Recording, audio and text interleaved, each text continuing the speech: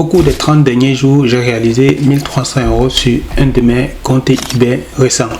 Dans cette vidéo, on va voir ensemble quelle est la différence entre un compte eBay qui fait du chiffre et un compte eBay qui ne fait pas de chiffre. L'un des problèmes rencontrés par les vendeurs eBay, c'est le fait notamment qu'ils n'arrivent pas à faire des ventes sur leur compte eBay. Dans cette vidéo, je me propose de partager avec toi quelles sont les clés et quels sont les éléments sur lesquels tu dois t'appuyer lorsque tu utilises ton hub vendeur eBay afin de pouvoir être sûr que tu es sur la bonne voie pour pouvoir faire des ventes ou pas. Je te présenterai les paramètres principaux que moi je contrôle sur le hub vendeur eBay et je te montrerai quelles sont les différences fondamentales qui existent entre un compte eBay qui va faire des ventes et un compte eBay qui n'en fera pas du tout.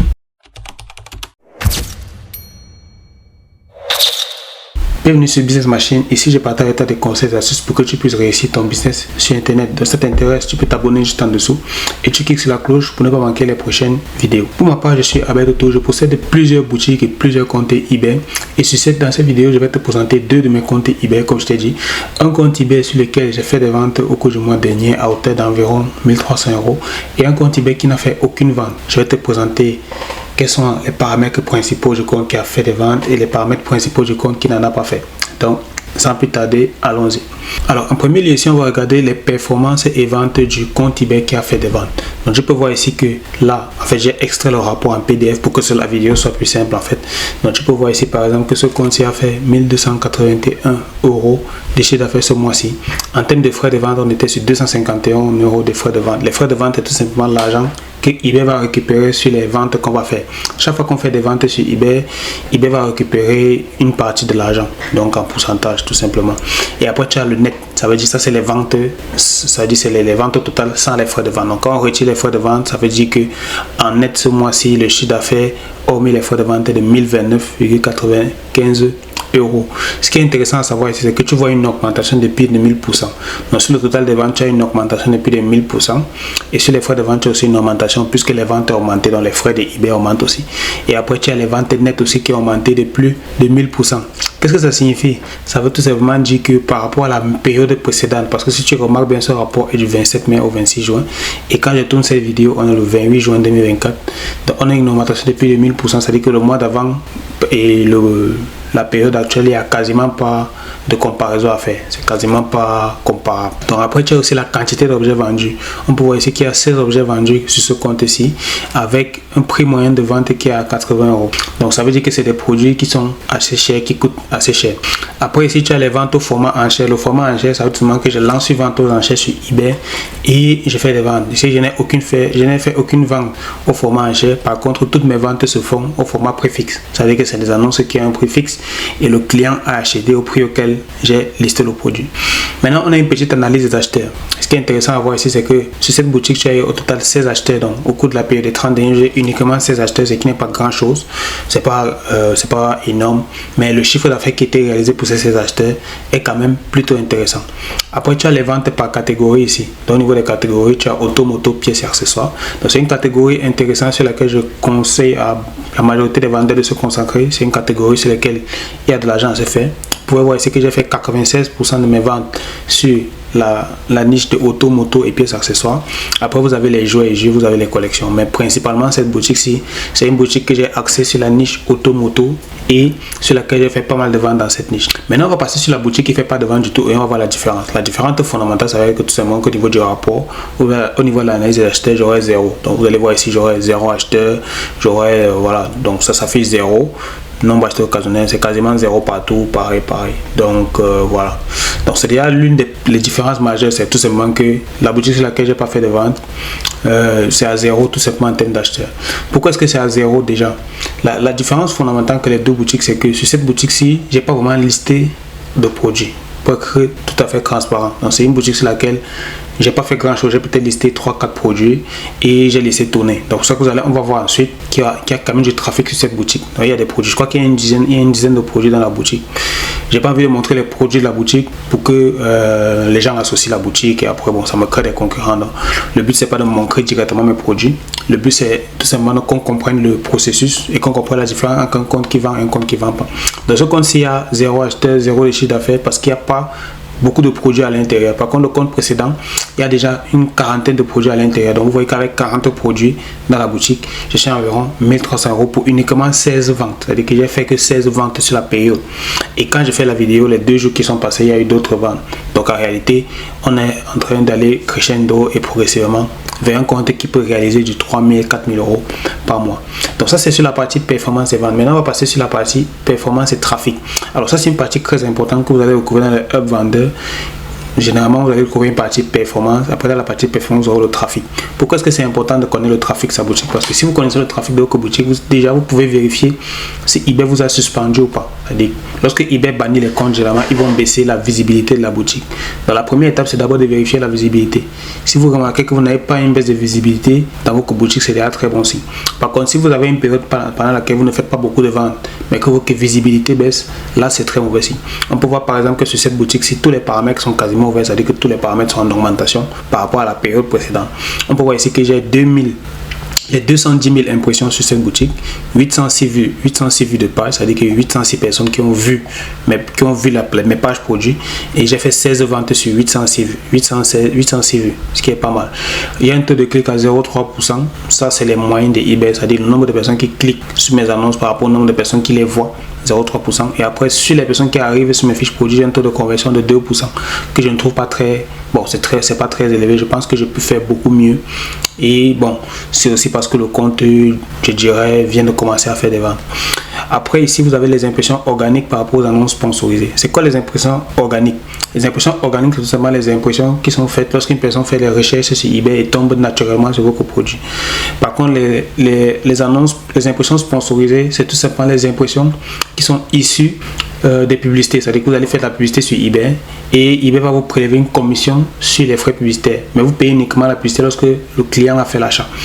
Donc ici, vous allez remarquer que en termes d'impressions pour les annonces sponsorisées, on est à 87%. C'est-à-dire que j'ai 183 000 impressions pour les annonces sponsorisées. Par contre, les impressions organiques sont à 26 000, donc uniquement 12%. Ça veut dire que la majorité des impressions que j'ai sur ce compte sont en sponsorisé. Après, vous avez les impressions dans les 20 premiers résultats de recherche. Donc, j'ai 3,3% de mes produits qui apparaissent dans les 20 premiers résultats de recherche, ce qui est déjà une bonne chose.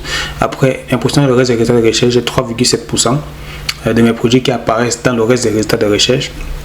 Et après, vous avez impression associée à des recherches. Donc, vous avez 93%. C'est-à-dire que vous avez des personnes qui font des recherches produits et mes produits sont directement associés à ces recherches-là. Alors, pour être véridique, le plus important sur ces paramètres, c'est déjà les impressions organiques et les impressions annonces sponsorisées. Vous devez toujours remarquer que les impressions annonces sponsorisées sont beaucoup plus supérieures par rapport aux impressions organiques.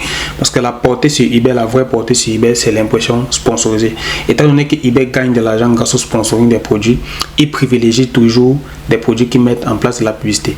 Donc, c'est la raison pour laquelle ici, vous devez toujours vérifier vos impressions sponsorisées. Donc, vous allez remarquer ici que sur cette boutique-ci, à partir du 11 juin environ, il y a eu une progression, c'est-à-dire il y a une courbe progressive jusqu'au 26 juin qui n'a cessé d'augmenter. Vous voyez qu'on est passé ici d'environ 5 000 impressions par jour et ici on est à environ 20 000, 25 000 impressions par jour. Pourquoi est-ce que ça a autant augmenté? C'est parce qu'on s'est positionné sur des produits où il y a une forte demande sur eBay. Aussi simple que ça. Il n'y a rien de magique. C'est-à-dire qu'on a cherché des produits qui ont une forte demande sur eBay.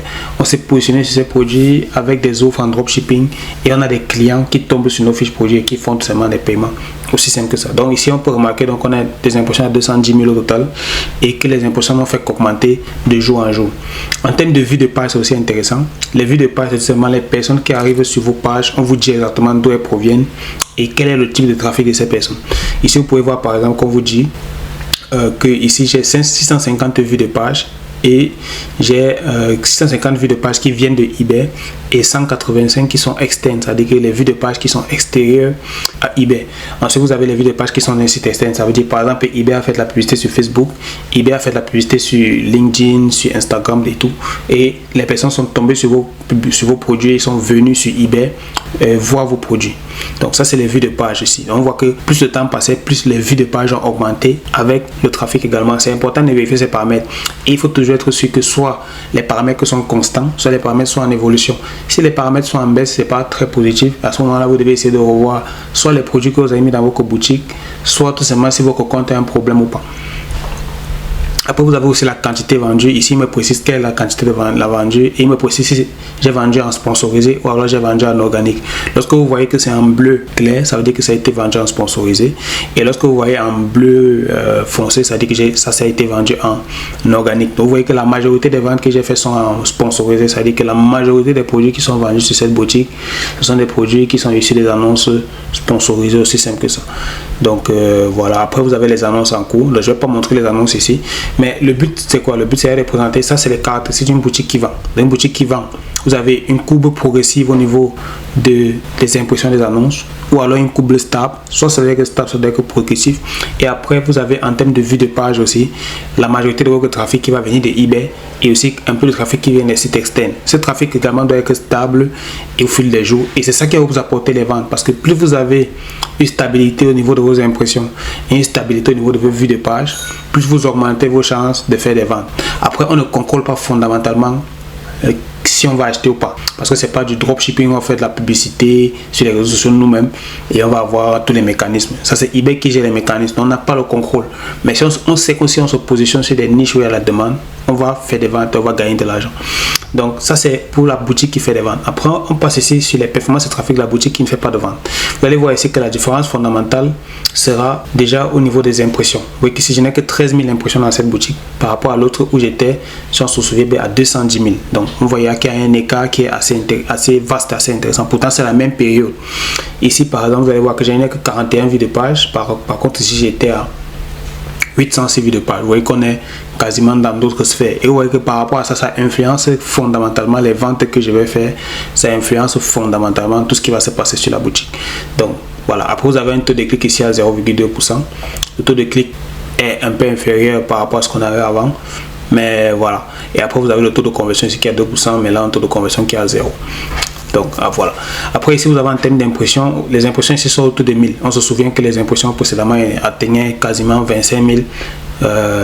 Voilà, 25 000 autour du 26 juin. On est parti de 5 000 jusqu'à 25 000. Donc vous voyez qu'on n'est pas en train de jouer dans les mêmes sphères. Alors pourquoi, qu'est-ce qui explique que cette boutique ait peu d'impression? C'est parce qu'on a peu de produits dans la boutique. On n'a pas des produits qui sont sur de la demande. Donc ça veut dire que les vues de produits sont très basses. Et ce qui entraîne également des vues de page qui sont assez faibles. Vous voyez, je n'ai que quelques vues de page par jour. Vous voyez, 34 venant de eBay, 7 venant d'un site externe. Voilà, donc vous voyez qu'en fait, ce qui fait la différence entre les deux boutiques, c'est tout simplement le trafic. Plus vous aurez du trafic sur votre boutique eBay, plus vous aurez vendu. Et qu'est-ce qui vous amène du trafic? C'est les produits. Plus vous aurez des produits, plus vous aurez du trafic, plus vous allez vendre. Mais vous ne devez pas mettre vos produits au hasard. Vous devez respecter une méthodologie qui implique de chercher des produits qui ont déjà de la demande. Donc, bien évidemment, pour chercher des produits qui ont déjà de la demande, il faudrait que vous connaissiez les méthodes de recherche de produits qui ont déjà de la demande.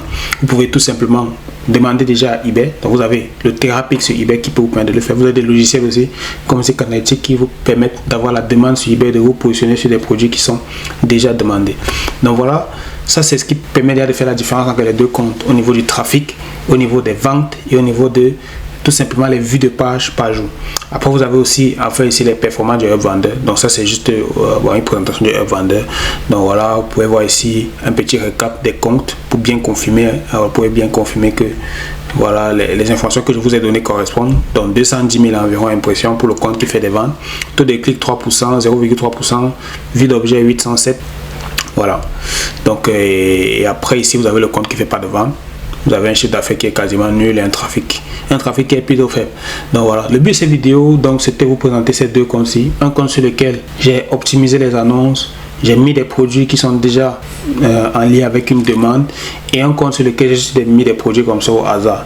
La majorité des vendeurs eBay, quand ils veulent faire du dropshipping, malheureusement c'est ce qu'ils font, ils mettent des produits au hasard, ils ne réfléchissent pas à se positionner sur des produits qui ont de la demande, soit parce qu'ils ont peur de la concurrence, soit parce qu'ils se disent que ça va pas marcher. Pourtant c'est là qu'il y a de l'argent à se faire. Donc mon conseil pour tous ceux qui ne font pas de vente sur eBay, c'est de toujours chercher à vous positionner sur des produits qui font déjà des ventes, qui ont déjà de la demande, et essayer de vous différencier d'une manière ou d'une autre. Après ça, c'est un autre sujet, comment se différencier, mais la base c'est ça, la base c'est les produits, la demande, et après eBay vous pour référencer, et avec le temps vous avez vu la courbe de trafic, votre trafic ne va faire que augmenter. Donc voilà, c'est tout pour cette vidéo. Pour ceux qui veulent en savoir plus sur la vente sur eBay, créer une boutique rentable sur eBay et un business qui sera pérenne dans le temps comme je fais, créer plusieurs comptes eBay qui peuvent vous rapporter de l'argent. Dans la barre de description, j'ai une formation qui est 100% offerte et dans cette formation, je vous explique les 3 secrets, les 3 clés qui vont vous permettre de mettre en place un business e-commerce sur eBay rentable et pérenne dans le temps, sans trop d'efforts et sans forcément beaucoup de compétences techniques, juste avec vos connexions internet et vos coordinateurs. Donc voilà, c'est tout pour cette vidéo. N'hésitez pas à vous abonner à Business Machine pour ne pas rater les prochaines vidéos. On se retrouve dans la prochaine vidéo et je vous remercie d'être arrivé jusqu'à la fin. Merci, ciao.